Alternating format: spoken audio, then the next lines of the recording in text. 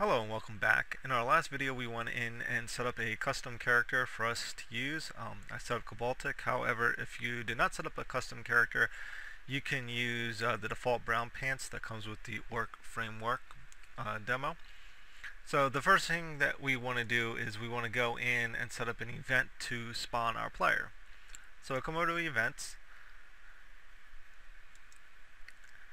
and under game events you can click new game event, and you'll have a visual node editor over here that we're going to be using. So if you right click on the little red square, we'll go to add. We'll come down to active group steps and join active group. Now what we want to do here is we want to select our combatant. So I set up mine as Cabaltic, so I'm going to select that one. Then we want to come back up to the join active group and right click on that red square and click add, and we want to go to spawn steps and spawn player. Now at this point we can go ahead and control where we're going to spawn at. So we can select a spawn point, a position, or an object. We want to leave it as a spawn point, and the spawn point ID is going to be the ID that's used in our level to determine where we spawn at. So for right now we're going to leave this as 0. So we want to go ahead and save our event.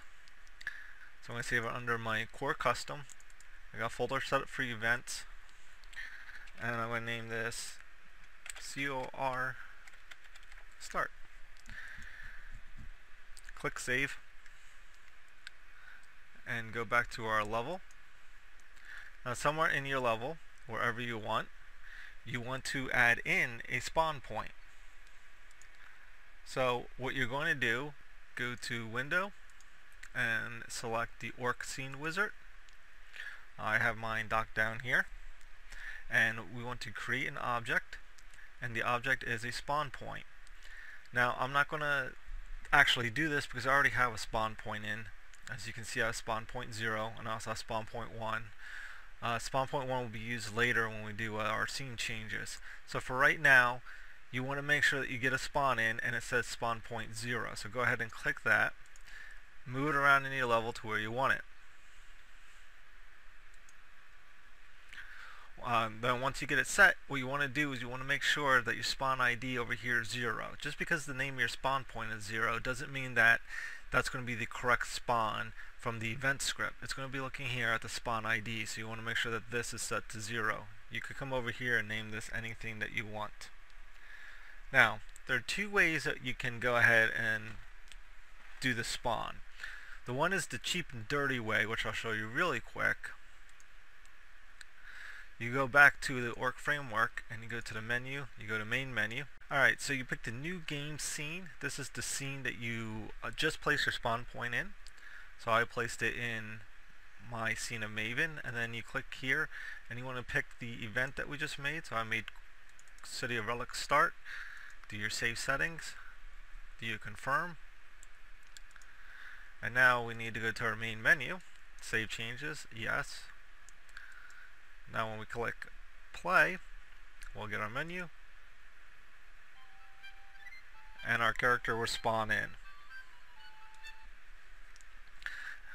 Now that's the, like I said, the quick and dirty way, and we don't want to use that for our actual game. So if you just want to do some testing purposes, you can go ahead and do that, but I'm going to come back in here and I'm actually going to move this back to none. So that way at this point now, when I come back in here and run this again, I should not be spawning. And as you can see, I'm not at my spawn point and there's nothing there. So now what I want to do is I want to actually come in here and add it in the correct way. So I'm going to go back to my scene. And I want to come up here and I want to do a right click and create empty. And I'm going to name this player start.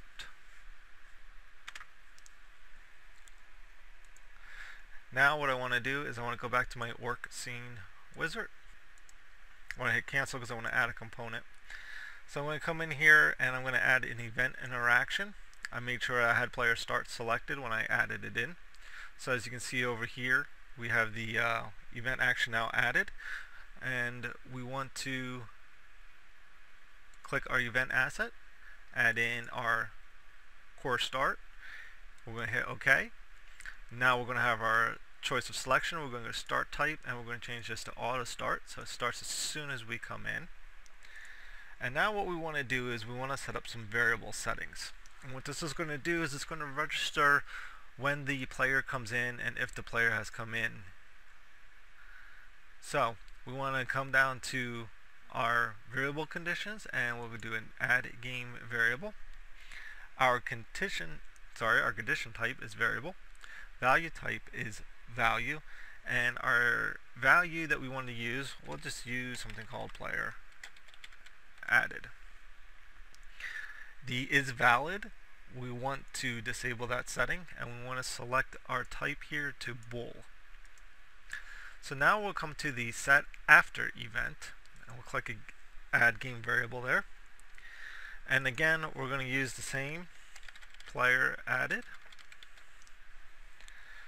We want make sure the remove is not checked. We want to come down here and select bool again. And we want to click enable our value. So now at this point, we should have everything set up so we can spawn in again. So we'll go back to our main menu, make sure we click save, and we'll see if everything is set up correctly, and we should spawn right in with our character. So as you can see, our character is now spawned in, and now the program is handling it correctly and updating those variables to make sure that everything is handled correctly. So that'll be the end of this video. That should get you through to the proper way of creating a spawn point inside of the Orc framework. In our next video, we're going to go ahead and make the adjustments on our player so that way the controller is set to the correct levels, or our character is actually running on the ground.